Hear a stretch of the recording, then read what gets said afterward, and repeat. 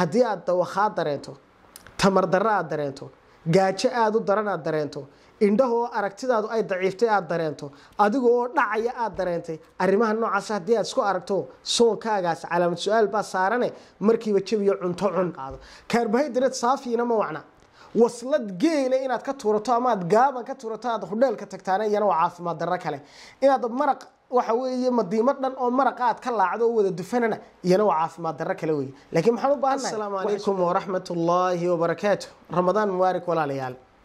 waxaan doonayaa halkan inaan idinku soo gudbiyo talooyin 10 ah oo aan u soo jeedinayo qof kasta oo caafimaad qaba oo doonaya inuu bishan Ramadaan soomo caafimaadkeeda iyo faa'iidooyinka bishan ku jirana inuu ka faa'iideysto ay u qorsheysan tahay 10 kan talaabo sideeda u dhaqan gali insha Allah ta'ala talada koowaad walaalayaal idin soo jeedinaya waxa weeye waa qodobka koowaad soonkaaga ilaali sad caafimaad u hesho soonkaaga ilaali maxaan uga jeedaa soonka ilaahay subhanahu wa ta'ala uma sharciyeen kaliya inaan cuntada iyo cabitaanka iyo galmadan ka afhaysano nabi maxamed sallallahu alayhi wasallam wuxuu leeyahay ilaahay baahi uma qabo inaad ka tagtaan cuntadiina iyo cabitaankiina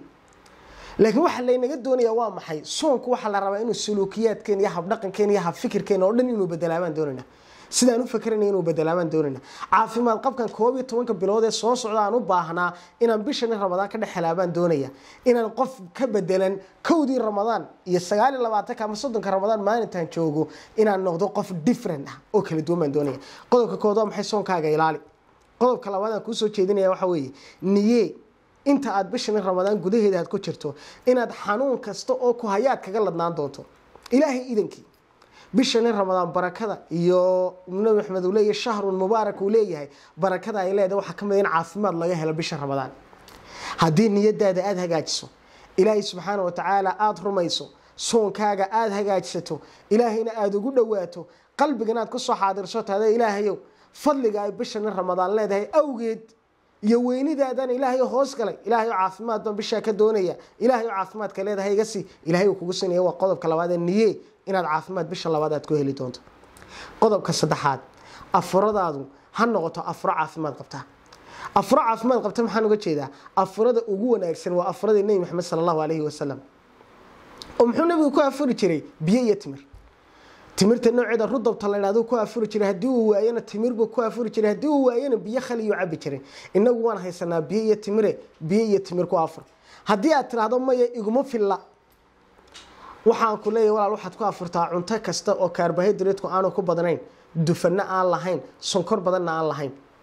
oo waa maxay cuntadaasi boorash ku afur shuuro ku afur miishaali ku afur talada isla qodobka afurada gudaheeda ah aan ku siinaya waxay tahay biyaha qabo cabitaankiisa ha badsanin amaba iska jooji muuqaal gaar ah jirto oo ka sameeynay saameynta biyaha qabo uu leeyahay talada shanaad isla afurada intaan ka gudbino qodobkii saddexaad bahalka sambuuska la yiraahdo cunitaankiisa iska yare ama iska jooji khaasatan xilliga afurka waa cunto nafaqo leh oo fiican laakiin waa cunto aan ku habboonayn xilliga afurada in lagu afuro hadii kale daacay iyo dibire iyo daaca qurun iyo waxa weeye gaajo waxa weeye inaad maanta dareento qof dibirsan inaad noqoto baad ka dhaxli doontaa sambuuska aad ku afurto talada afraad aan walaalayaal idin soo jeedinaya waxay tahay hurdadaada hagaaji sidoo hurdada u hagaajinaysa xilliga Ramadaan khalkhalku meelaha waxyaabaha ugu badan oo khalkhal ku dhaco waxa kamid ah hurdada habeenkii 12 ka seexatay labada habeenimana dib baad u toos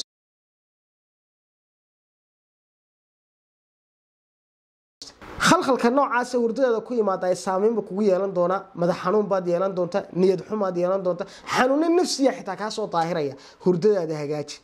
oo inaad habeenkiina 5 saacadood ugu yaraan waa inaad ku soo celcelisaa maalintiina saacad iyo bar duhurkii ah oo hurdada waa inaad ka jartaa qodobka shanaad walaalayaal idin soo jeedinaya waxa weeye jimicsi samee khaasatan habeenkii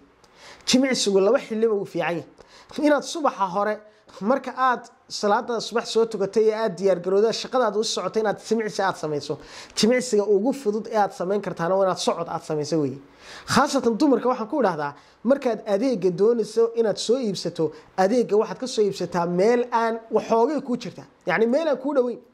oo aad 15 daqiiqo 20 daqiiqo socon karto socodkaaguna ha noqdo socod aad iskaga dhididinayso yani ayaanu noqonin saacad socod ay dabaysha ku riixayso iyo noqonin taas waxa weeye waa talada aan idin soo jeedinayo jimicsiguna xilliyada ugu wanaagsan waa subaxa hore iyo salaada cisho wixii ka dambeeya labada waqtiba waa laba waqti oo aad u qiimo badan weeyaan oo ay tahay inaad wax jimicsi samayso haddii labada duhurnimo soo gaadho ilaa iyo gelinka dambe ilaa iyo afurada inta laga gaarayo waa xilli aan ku fiicnayn inuu qofku uu la yimaado jimicsiga wax loo yaqaan xilliga jimicsiga waa mamnuuc weey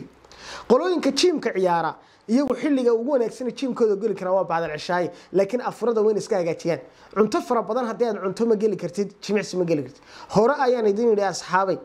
haddii aad dheregsan tahay saddex shayba ma samayn kartid suuliga lama galo adigoo dheregsan jimicsi lama sameeyo adigoo dheregsan waa laba Soomaa galmana lama sameeyo adigoo dheregsan marka jimicsi ha sameyn adigoo soo dhergay talada lixaad aan walaalayaal idin soo jeedinaya waxa weeye haddii aad dawakhaad dareento tamar darro aad dareento gaajo aad u daran aad dareento indhahoo aragtidaadu ay daciiftay aad dareento adigoo dhacaya aad dareentay arrimaha noocaas haddii aad isku aragto soonkaagaas calaamad su'aal baa saarane markiiba jabiyo cunto cun adama aragta waxa laga yaabaa inaad macaan aad leedahay waa laga yaabaa oo aanad ogeyn saameyn xunayna ka timaadaa waa laga yaabaa sida awgeed caafimaadkaaga inoo ka fakarayna waa inaad waxa weeye aad markaasi ama markiiba si degdeg macaankaaga lagaga baara hadii mashiinki la helayo hadii aan mashiinka la helayna waa inaad cunto macaan aad markiiba aad cuntaa qodobkaas iyo noqonin qodob dadka xaaraanta cunaya marmarsiyo ka dhigtana doctor de waxooga yarada waxaad may waxaan ka hadlayaa wax xaalad ka fursan waaye weeye si aanad xurmada bishan Ramadaan aanad meel uga dhicin qodobka toddobaad ay soo jeedinaya walaal waxa weeye cashadaada waxaad ka dhigataa cunto protein cunto nafaqo la ka dhigo in yaro bariisa hilib in yaro khudrada koob sharaaba oo ka samaysan cuntooyinka khudrawaadka ah khalaas koob biyo aad ka damayso cunto yaro isu dheelitiran oo fiican qaado carbohydrate saafiina ma wacna waslad geela inaad ka tuurato ama aad gaaban ka tuurato aad hudheelka tagtaana iyana waa caafimaad darro kale inaad maraq waxa weeye madiimo dhan oo maraq aad ka laacdo oo wada dufanana iyana waa caafimaad darro kale weeye laakiin maxaan u baahanahay wax isu dheelitiran inaan qaadano talada sideedan ay soo jeedinayaan walaalayaal waxa weeye yareyso cabitaanka kafeega shaaha iyo waxa weeye sharaabyada leh asida ama aashitada leh cabitaankeeda yareyso Pepsi Coca-Cola magacyadooda ma doonayaan aan sheego laakiin sharaab kasta oo aashita leh waxa weeye ama waxa loo yaqaan soodaha leh walaalo ha isku cabin uma fiicna caafimaadkaaga arrinka sagaalaad aan doonayay la wadaagaa waxa walaalayaal mar kasta oo ay Ramadaan timaado madax xanuun baa la dareemaa xilliga madax xanuunku uu ku yimaado waxa koowaad sameysay ha noqoto marka aad afurto ka bacdi biyo cabidaada inaad badiso laakiin iska ilaali madax xanuunka haraadkii maanta aad haraadsaneed iyo hurdadaada khalkhalsan ka dhashay inaad ku daweyso kaarjabin iska ilaali saameyn xun buu kaarjabinuhu u leeyihiin jirkaaga waana mid ka mid ah sababaha ugu waaweyn ee keenay in kaliyuhu ay fadhiistaan kaarjabinta laga taxadiro talada tobnaad ay soo jeedinaya waxa weeye cabitaanka biyahaaga u kala qaybi afrada ilaa iyo suxuurta sidaan in badan ba ku celcelinay koob 2 litir ilaa iyo 3 litir bad cabi kartaa afrada ilaa iyo suxuurta laakiin aad afurka 1 litir ka laacdo suxuurtana aad 2 litir ka laacday waa caafimaad daro talada ugu dambaysa 11aad ee la wadaagaya walaalayaal waxa weeye cunitaanka khudradda iyo cabitaanka laga sameeyo khudrawaadka joogtay supplementary fiican buu ku yahay difaacaadu kor soo qaadi doona dhiig la'aan iyo waxa weeye dawakhaada iyo waxyaabo badan aad dareemayso isaga ayaad kaga ladnaa doonta ilaahay subhanahu wa ta'ala waxa weydiisanaya caafimaadka bishan ay leedahay inuu ilaahayna waafajiyo inteena muuqaalka daawatay inta caafimaadka qabtaba ilaahay caafimaadkooda u siyaadiyo inta xanuunsanaysan ilaahay subhanahu wa ta'ala ha caafiyo assalamu alaykum wa rahmatullahi wa barakatuh